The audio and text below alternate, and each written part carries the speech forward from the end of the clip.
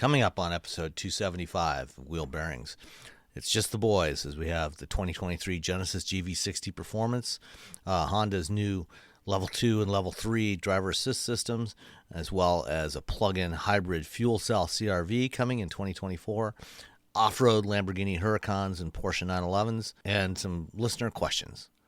All that coming up next.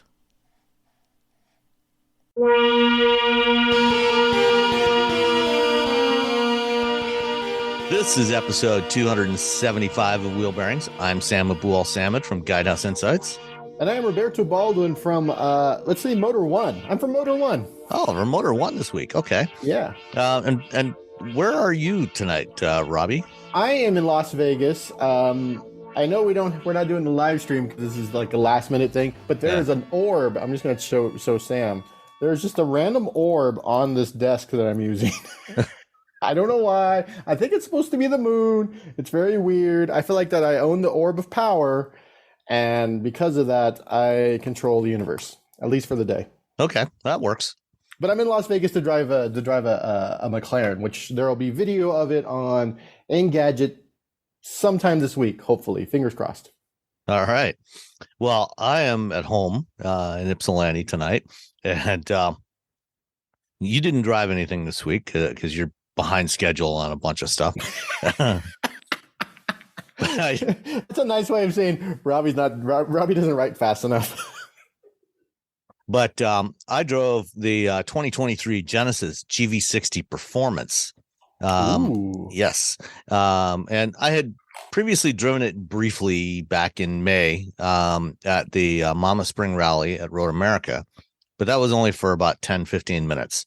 And this time I got to spend a whole week with it, which was lovely. This is the Genesis variant of the first batch of Hyundai eGMP models. So you got the Hyundai Ioniq 5, the Kia EV6, and the GV60. So it's the first plug-in battery electric vehicle from Genesis. It's the most premium of the first three eGMP cars. And it's quite speedy. Hence the performance. There's two variants of the GV60. There's the base model and the performance. And let's see, the base model has the same motor setup as the all-wheel drive EV6 and Ioniq 5. So 314 horsepower, slightly smaller front motor, larger rear motor. And the performance gets 429 horsepower. So you get larger, you get the same 160 kilowatt motor at both axles. And in addition to that, it also has a boost mode, which there's a button on the steering wheel on the right-hand drive spoke. It says boost. You hit that button and you'll see a countdown timer on the instrument cluster startup and counting down from 10, and you can get 10-second boost mode that bumps that power output up to 483 horsepower. Which is, by the way, I've driven this car. It's outstanding, but it's also very Porsche. Yes. And presumably the reason why you only get 10 seconds is because while it's giving you that maximum power, the motors are heating up, the battery's heating up, and Genesis doesn't want you to just run this continuously like that, and fry everything. So they give you a 10-second boost, which, to be fair, is plenty fast enough to get yourself into all kinds of trouble. 10 seconds is a long time. It is, especially if you really think about it, when you're behind the wheel. When you can get from a standing start to 60 miles an hour in 3.5 seconds. You by the end of that 10 seconds, by the time that 10 seconds is done, if you have kept your right foot buried in it, you're going to be at a speed where you could be get yourself into some serious jeopardy. So I think 10 seconds is definitely more than enough at a shot. And the nice thing about it is you just press the button and you don't have to go through any kind of rigmarole. You don't have to do the watts to freedom on the Hummer where you've got the thing's got to lower itself down and it's got to grumble at you. Or, it's got to get an attitude adjustment. The super acceleration mode on the Model S Plaid where it's got to heat up the battery or get the battery to the right temperature and all, you got to go through all kinds of rigmarole just to get one acceleration run at maximum performance. This, you just hit the button and you go. Simple as that. Very, very easy. This car is roughly the same size. It's technically a crossover for whatever that actually means in 2022. Yeah, which is not anything. It's a hatchback where you sit a little bit higher than you would in a regular hatchback. That's essentially what crossover means now. Yeah, and that's fine. I'm good with that. So it's roughly the same size as the Ioniq 5 EV6, which is good. It means there's plenty of room in the back seat certainly for two adults and three if they're not too wide. It is capable of doing 240 kilowatt charging, assuming you can find a charger that is capable of delivering at least 240 kilowatts. Unfortunately, as it turned out, I went to my local EA station that's down the road from me 3 times over the course of the weekend after doing a bunch of driving and getting it down to about under 20% state of charge, because I wanted to see how fast it would actually charge. I even did some driving and did the preconditioning. I turned on preconditioning, set the navigation to guide me to the charging station, drove around for a while till it was all warmed up. And when you have it in preconditioning mode, in the little icon in the instrument cluster that shows you the state of charge, you'll see a little coil appear there because that's indicating that it's warming up the battery to get it to that optimum temperature to accept the charge. Like an electric range? Yes, exactly. And I arrived at my Electrify America station only to find somebody plugged into the one working 350 kilowatt charger, because the other one, I tried both of the cables on it. It would not recognize that it was plugged into a car. I called Electrify America to complain about it. They said, yeah, we've got a ticket in on that one. Hopefully we'll get it fixed soon. The other 350 kilowatt charger was currently being used by a Chevy Bolt. There were 2 other 150 kilowatt chargers available, but the driver of the Bolt opted to use the 350. I feel like I'm just beating a dead horse, but the fact that automakers are not upfront about the actual charge rate, not the time from 10 to 80%, but the actual charge rate of their cars and how quickly their cars charge at a station is why we end up with Chevy Bolts. They can only charge up to 50 kilowatts at 350 kilowatt spots. Yeah. Because we're not doing a very good job, or the automakers are not doing a very good job, or the regular press is not doing a very good job of just explaining that. I think if you read tech sites and you read car sites, then you probably got a good handle on it. But everyone else is just sort of like, they'll figure it out. And I'm sure that when Electrify America starts adding their hyper fast and ultra fast charging labels to their chargers, their 150 and 350 kilowatt chargers, and I'm not sure which one is which, but I'm sure that will clear up all the confusion and everybody will be charging at the right chargers. It's a start on their end, but it doesn't help that the automakers are still sort of coy about how fast their cars charge. I'm like, just give us a number so we can send it to the people, and then the people know my car charges at 50 kilowatts. Anything 150 is fine. Yeah. So I went home, came back 2 more times over the course of the weekend to find, let's see, one time there was a Mach-E charging on that working 350 kilowatt charger. The other time there was a Polestar 2. So nobody during that weekend actually was able to take proper advantage of that particular charger. I came back on Monday. I figured, okay, maybe be less occupied, in the middle of a Monday. When people are working or whatever, only to find that the crew had finally arrived to do the rip and replace on the chargers. All of them, all 6 of them. Yes. When I talked with Electrify America about a month or so ago, about some things they were doing, they told me that, they're all their ABB chargers, that they had been having a lot of problems with. They were all going to be replaced by the end of the year. Including the one here in Ypsilanti. And as it turned out, they picked the time when I had the GV60 to do it. It's like the GV60, the Porsche Taycan. What else is 800 volt? The Audi e-tron GT, Audi e-tron GT, which is essentially like and the Hummer, and the Hummer. Yeah, those are the ones. Those are the ones, and that's the as soon as you have one, they're like, yeah, we're gonna break everything down and rebuild it. Yeah. So they're when I last drove by there on Friday, they had all the old chargers ripped out. They hadn't yet started installing the new ones, and they're putting in new chargers that have been designed by Electrify America with a partner specifically for their needs that will supposedly give them a lot better capability to monitor and diagnose problems with the chargers, so that when they send a technician out to fix it, they'll know hopefully exactly what the problem is when they get there. Plus, they're using off-the-shelf stuff. I mean, they didn't design this stuff. I mean, they sort of designed it, but they designed it with like just sort of like a Lego set. But you're using Duplo and then those weird. Well, they basically designed like what the outer case looks like. So they all had a consistent look, but the guts inside, were it's the Homer. Hit and miss.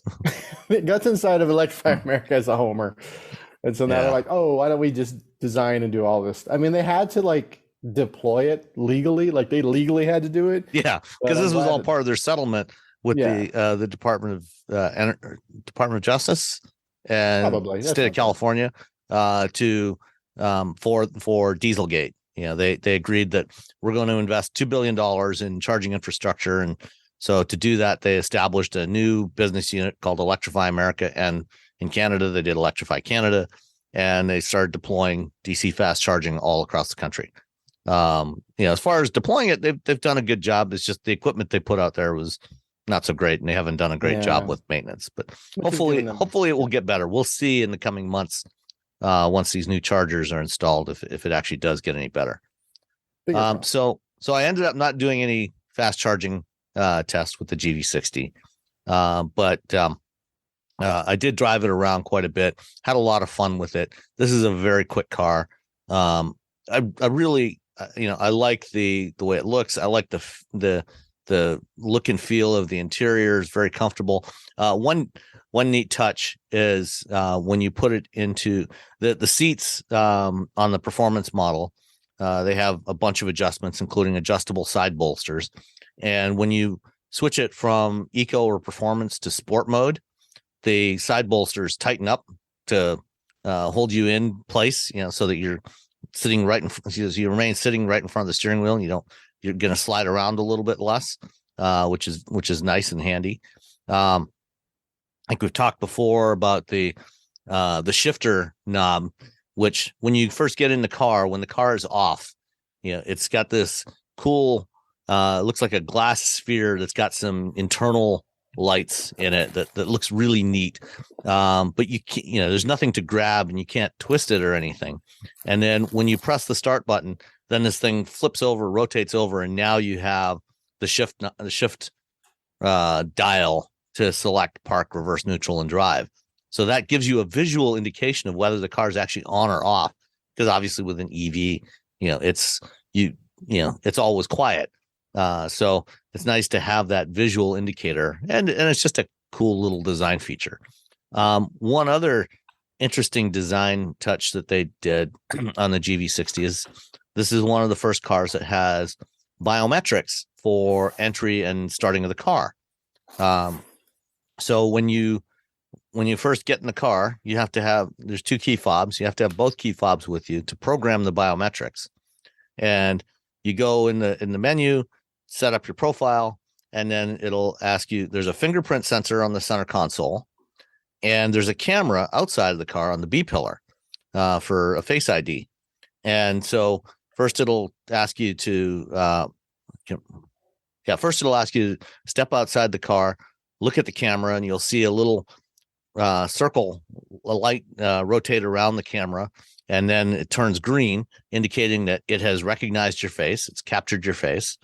Then you get back in the car and do the same usual fingerprint thing that you would do with your phone if your phone has a fingerprint sensor, and recognize that. So now without a key fob and without having the digital key on your phone, which you can also do as another option. You can just walk up to the car, look at the B pillar, and it'll recognize your face, and then you can get in, press the fingerprint button, and then start the car, and you're on your way without having anything, which is all very handy. I don't know how secure it actually is. Hopefully Hyundai has, done everything properly to keep all that data secured. It has, secure element in the chip that controls all this stuff. So it's all properly encrypted. But it is a convenient touch. It was nice when I had the car and I could just go out and I was like outside doing something. I'm like, oh, I need something out of the car. Yeah. I'm like, oh, I don't have to go inside and get the key. I just like went over and looked at it. It's all click. So that was nice. Yeah. So this is not an inexpensive car. As equipped, the GV60 Performance that I had was priced at $69,560, which is fairly expensive. It's not a cheap car. No, it feels nice though, and yeah, you're getting all this fun it feels stuff. Premium. It feels like a $70,000 car. Yeah, definitely feels nice and luxurious. And if you want, largely the same mechanical bits without all the fancy gadgetry like the biometrics and the flip over shifter and things like that, you can go buy a Hyundai Ioniq 5 for about $43,000. So like $25,000, $26,000, $27,000 less, and get, certainly you get the same battery. You're going to get the same kind of motors in there. So you can get a lot of the important stuff for a lot less money if you want to. The GV60 Performance is rated at 235 miles of range. When I had it, it was fairly cold most of the time, so I was using the heat, and I didn't run it all the way down, but it worked out that it averaged about 3 miles per kilowatt hour, which works out to about 220 miles of range. So a little bit less than the estimate, but as I said, it was cold, and I was using the heat while driving it. So not bad. 220 miles when it's cold. I think in more moderate temperatures when it's warmer out, you could easily hit that 235 and probably a little more than that, maybe get up to 240, 245 without any difficulty. You can also get the standard GV60 that I think has 250 miles of range. It's still very quick. It'll still do 0 to 60 in like the mid 4-second range. So it's still more than quick enough for almost everybody. And you get most of the goodies with it anyway. So I really enjoyed driving the GV60. I've always enjoyed driving all of these eGMP models from Hyundai Motor Group, and this is just the latest. So good in their own way. They're all based on the same platform, but they all have just enough character in their own to make it seem like, oh, well, this is really nice. Yeah. Yeah, I mean, my personal favorite is still the EV6. I like the way it looks and the way it drives, but I wouldn't say no to any of them. I like them all. Yeah. No, I like I like the Ioniq 5, but that's a nice thing is there's one for everyone. Yeah. All right. Let's get into a few stories of the week. Let's start off. Honda actually made a couple of announcements this week. They first, early in the week, they announced their intention to launch new, more advanced driver assist systems in the coming years, and have them all available globally across their product line by 2030. They already last year in Japan, on a limited run of the Honda Legend, launched Honda Sensing Elite, which at the time was the first production level 3 automated driving system, which means that at level 3, it means you can your hands off and eyes off, but you're still brain on. So you don't have to be watching the road when you're using it, but you do have to remain awake and alert, but you can be reading or texting. You got to be ready to take over within about 10 seconds. I've talked before. I'm not convinced that this is necessarily a great idea, but they're doing it, and other manufacturers are doing it. And they are going to be offering that, rolling that out globally on other models outside of Japan, beginning in 2024. They also have a level 2 system. Their Honda Sensing 360, which they launched in China earlier this year, which has more sensors, more radar sensors, more cameras, but no LiDAR. And that is more like Ford Blue Cruise or GM Super Cruise, where it has hands-free capability, auto lane changing, things like that. And that is also going to start becoming available globally starting in 2024 on models that they haven't yet announced which those will be, but that's coming in 24. So that's all. And then by 2030, they plan to have those available basically across their entire lineup.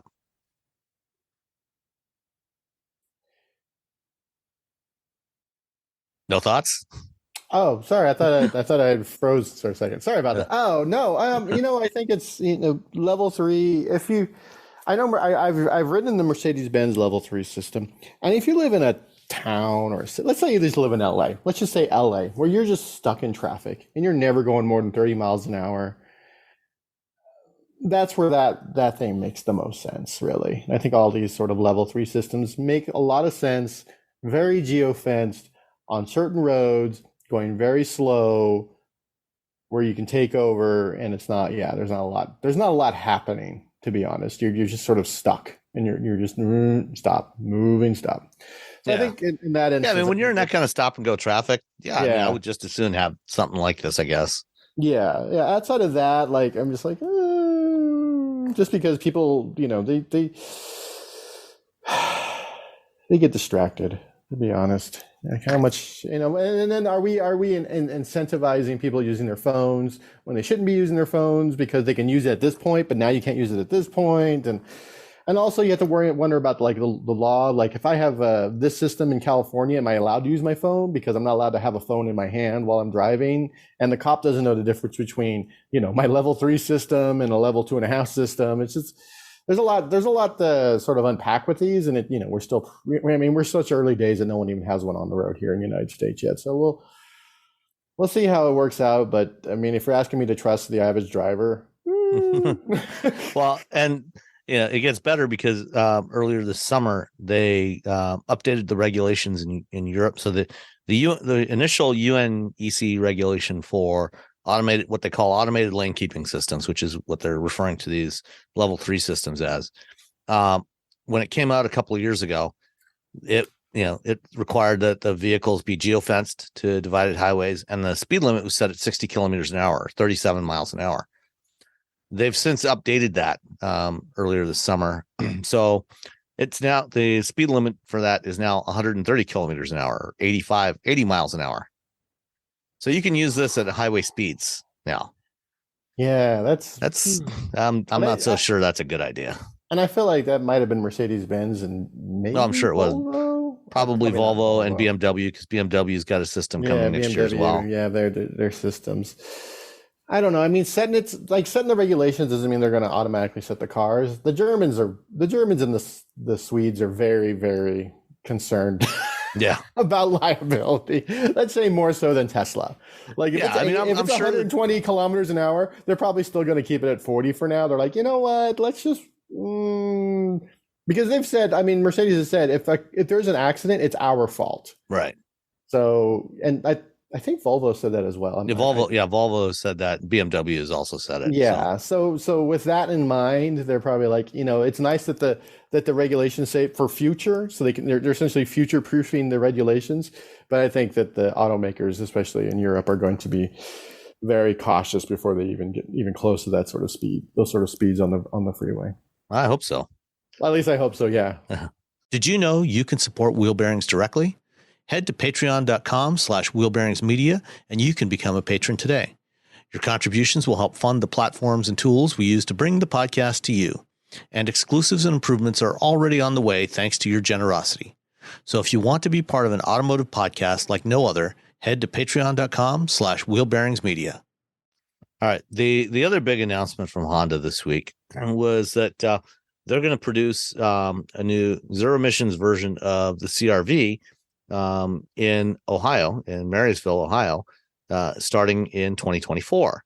They're going to produce it at what's known as the Performance Manufacturing Center, which until a couple of weeks ago was the home of the NSX. NSX production has ended, and now they're going to build this new version of the CRV there, limited production.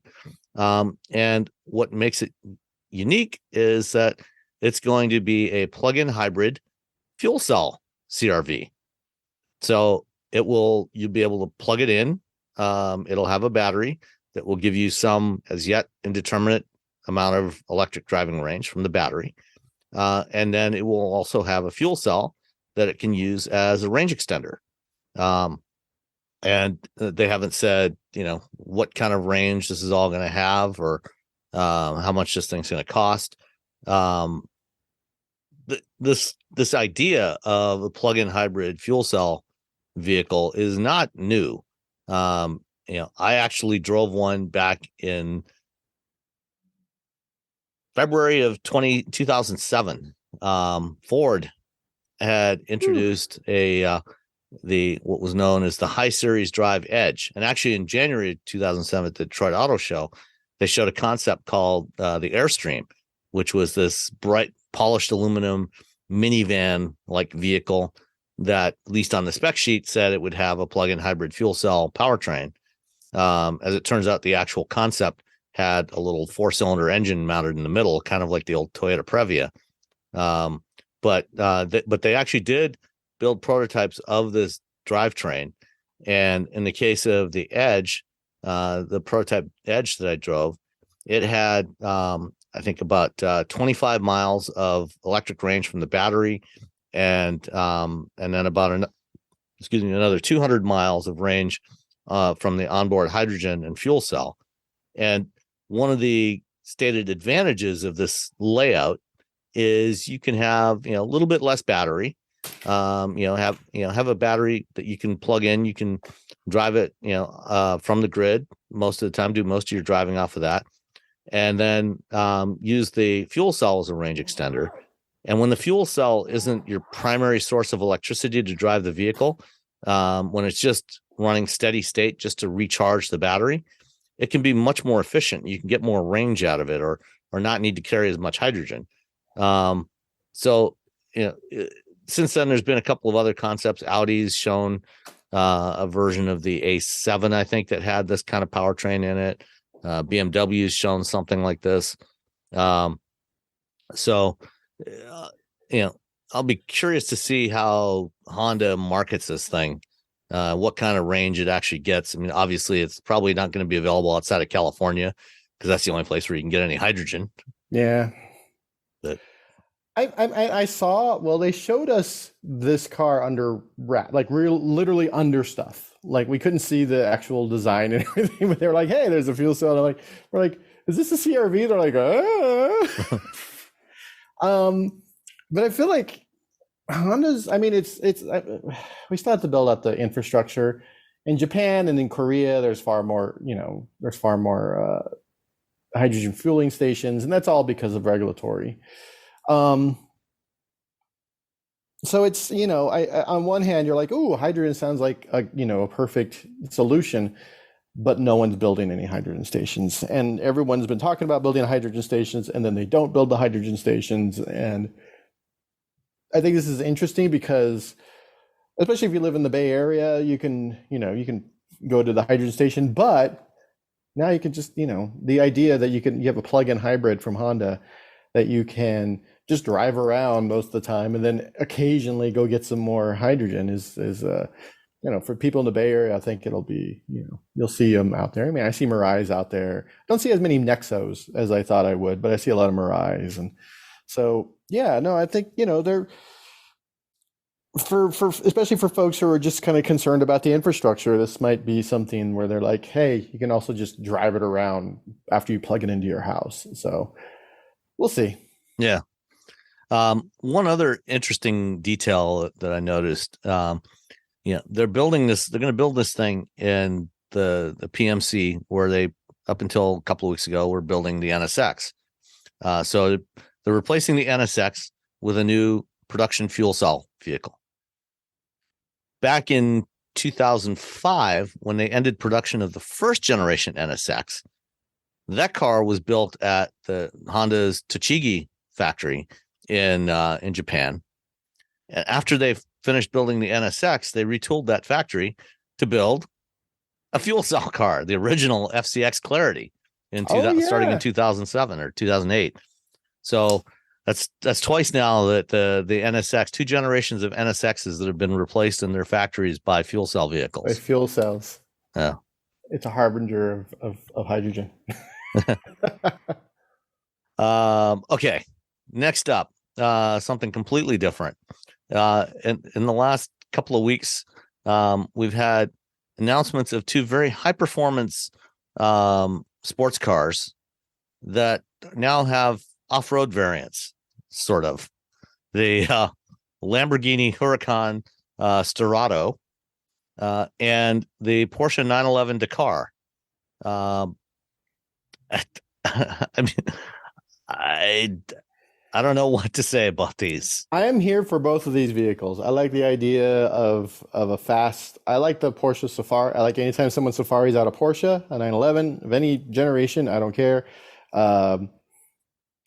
I don't know. I like these types of I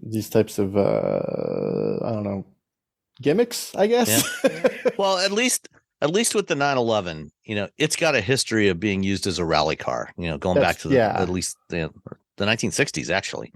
And during the 80s, there were 911 variants that were developed for the Paris Dakar Rally, and they won the Paris Dakar Rally. So it's not an entirely new thing. And in fact, the photos of the car that Porsche has released, it carries the a version of the old Rothmans livery that was on those Paris Dakar cars in the mid 80s, but without the word. It says rough roads instead of Rothmans, the tobacco company, and it's got the number 953, which was the type number of the original 911 Dakar racer. It was a type 953. So it actually has some heritage this way. But the Huracan, an off-road Huracan, I don't know. It seems like I would totally drive it if I had a lot of money. What Huracan are you gonna get? I'm gonna get the off-roading one of the 1,500 they're gonna make. In the photos of this thing, with the way they've done the coloring and the dust and everything and the environment they've set the car in, it looks like something straight out of Mad Max. This is the Mad Max Lamborghini, I guess. You throw some flamethrowers on that thing, it's ready to rock. Maybe some missile launchers, flamethrowers, bullets, whatever you need to get through the wasteland. Yeah, that's what they're gonna have. So there's going to be 2,500 units of the 911 Dakar at a starting price of $223,450. 473 horsepower, twin turbo, flat six, and then the Huracan. Let's see, the Huracan has got what? $1,499. No. Yeah, 14. Yeah, so 1,499 units. No U.S. price for the Huracan Sterrato yet, although the European price is $270,000. Yeah. So they're probably all sold out. Yeah, they probably are. To be honest, they're probably all sold out. So unless you're a current Lamborghini owner, you probably you have to be a current Lamborghini owner and be friends with your local dealer. Yeah, hey, I got a secret. I have to motor.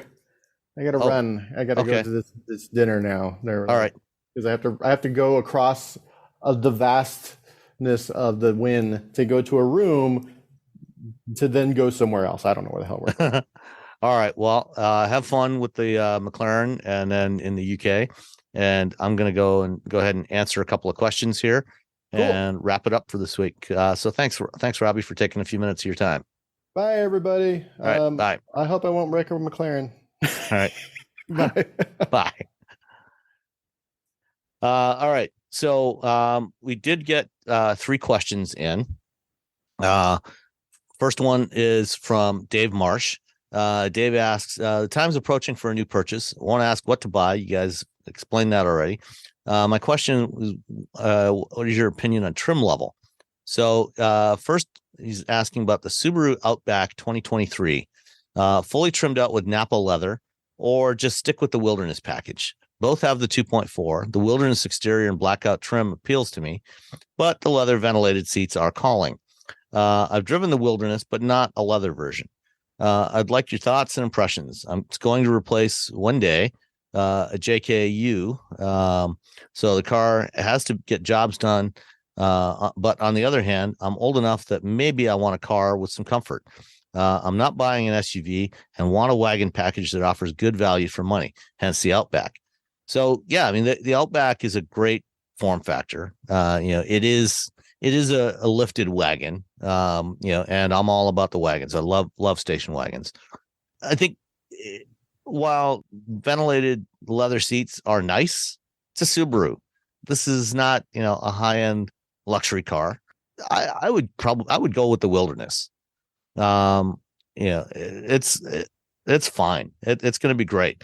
And even if it's got cloth seats, that's going to be fine. They're going to be durable. I mean, whatever you get, this is a Subaru. It's going to be very durable. Go with whatever you like, or more importantly, whatever you can actually get your hands on. That's probably as critical as anything at this stage. But I would say the Wilderness is probably a good choice for you. Richard DiCarlo asks, hey guys, just wanted to give my impressions on the future of the combustion engine. It seems like the current government wants to kill it along with the rest of the world, only to substitute it with batteries that are just as harmful to the environment as the extraction of oil.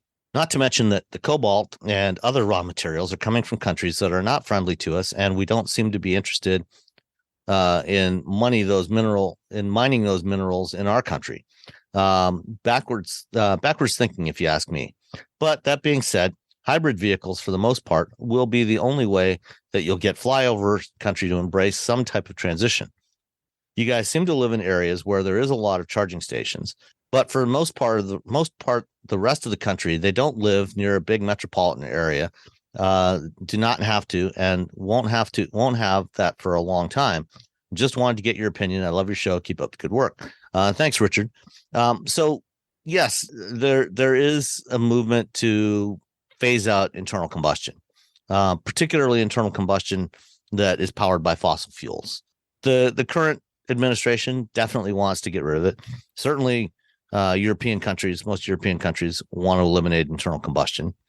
But the reality is it's still going to be, we've got such a large fleet of vehicles on the road. It's going to take decades to replace all those vehicles. They're going to be around for a long time. As for the environmental challenges of batteries, it's true that for the materials used in batteries today, notably the cobalt and other raw materials, most of the cobalt today is mined in Central Africa in less than ideal humanitarian conditions. However, it's not the only source of cobalt. We are actually, just in the last month, a cobalt mine opened up in, I believe, in Montana. It's the first cobalt mine in North America in almost 50 years, I believe. And cobalt is often produced as a byproduct of nickel mining as well. And quite a bit of nickel is produced in Canada. It's produced in Indonesia.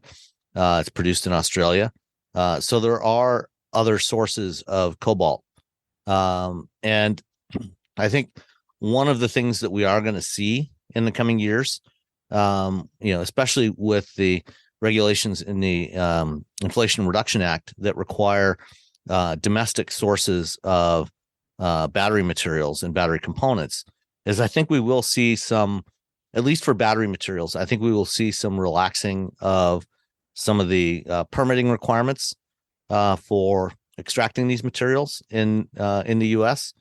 We're certainly going to see expansion of production of those materials from other countries besides Congo. That will help. And then longer term, as the number of EVs on the road grows, and some of those, more and more of those EVs reach the end of their life, one of the factors we're going to see is a lot more recycling.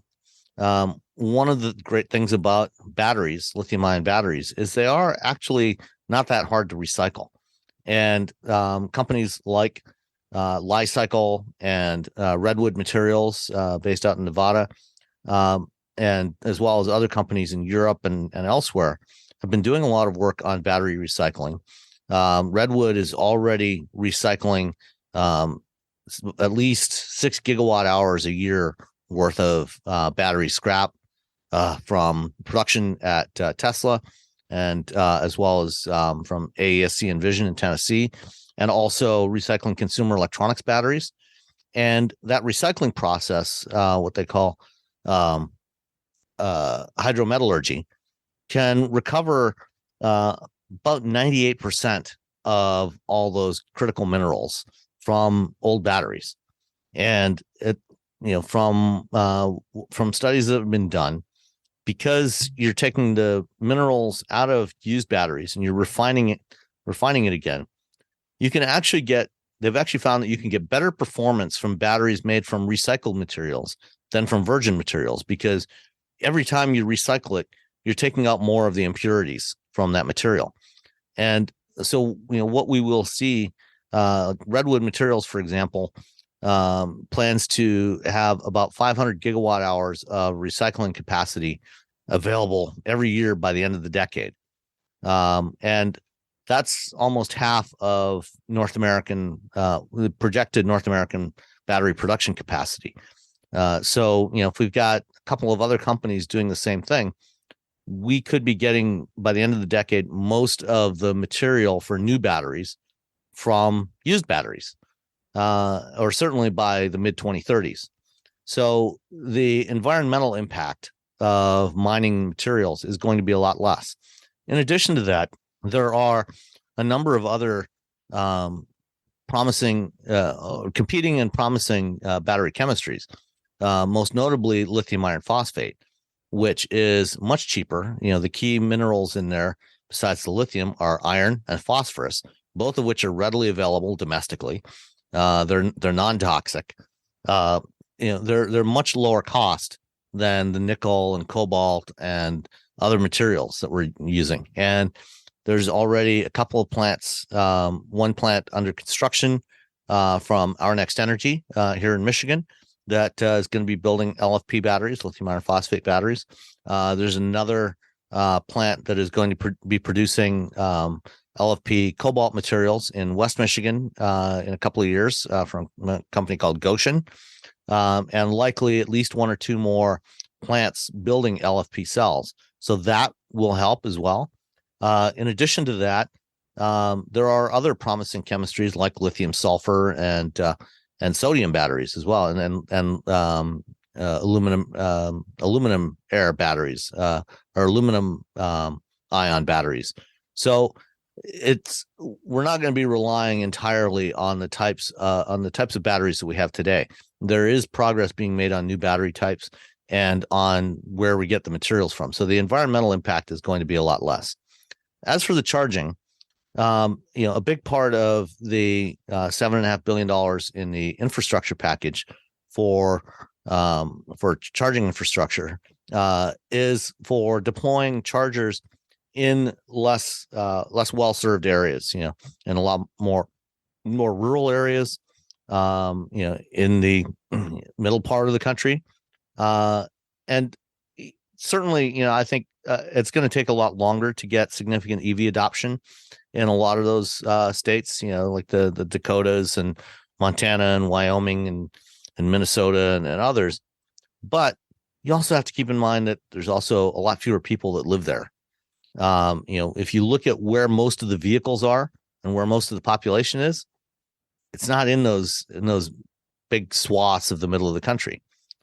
So even if, and on the coastal areas, the Midwest, and the South, we have a lot more EV adoption. That's going to account for a very high percentage of new vehicles. Yes, I do believe that hybrids will stay with us for quite some time. Certainly plug-in hybrids are going to be with us. Even with the, in California, where they want to ban sales of new internal combustion engines by 2035, that doesn't eliminate those regulations don't eliminate plug-in hybrids. It would still allow for plug-in hybrids. It just would ban sales of new vehicles that don't have a plug or that don't run on hydrogen, for example. So anything that runs exclusively on fossil fuels would be banned, or at least new vehicles. Existing vehicles can stay on the road for as long as they can continue to run, but new vehicles would not be allowed. So I think we'll continue to see plug-in hybrids as part of the solution across the country for a good long time to come. And finally, Dan Vesma asked, I was wondering what happened to clutchless manuals. I accidentally bought one in a first-generation Mercedes A-Class, and it was interesting. Some of the fun without a sore clutch leg in traffic. Has anything in the last 15 years been available with a stick but no left pedal? I don't think so. I think they have largely gone away. They've mostly been replaced by dual clutch transmissions as the alternative to either CVTs or traditional automatics. Dual clutch gearboxes have some advantages. There can be greater efficiency compared to a regular automatic, certainly better performance, and they're generally a lot smoother operating than clutchless manuals, or even some of the early like the early automated clutch systems, like the early F1 style, Formula One style systems, like the Audi R8 Artronic, which was an automated clutch, where it actually had all the mechanical components of a traditional manual transmission, including the clutch, but it had hydraulic actuators to actuate the clutch automatically when you tap the paddles or tap the shift lever. So it didn't have a traditional H pattern shifter. It had just a like a Tiptronic style shifter, an automatic, where you tap it back and forth, or paddles on the steering wheel. And then when you did that, it would automatically actuate the clutch. And those have largely gone away. Those weren't particularly good to drive on the streets. They worked well in racing and motorsports, but they were generally terrible on road cars. And so they've gone away from those in favor of DCTs, which are much smoother. They can shift much faster than those earlier clutchless manuals or automated clutch transmissions, and they're generally preferred by most drivers. So that's it for this week. Sorry, Robbie had to leave early, and Nicole couldn't join us today because she is on vacation in Europe, touring around Europe with her husband for, I believe, for their 30th anniversary. So they're having some fun in Europe right now. But we should all be back hopefully together next week. And if you want to send us some questions, you can send them to feedback@wheelbearings.media. You can still use the Twitter. The Twitter account's still active, although I'm gradually migrating over to Mastodon. You can also send us messages if you're a patron. You can send them through Patreon. Send us messages that way, and we appreciate all the feedback, and enjoy, and we'll talk to you next time. Bye.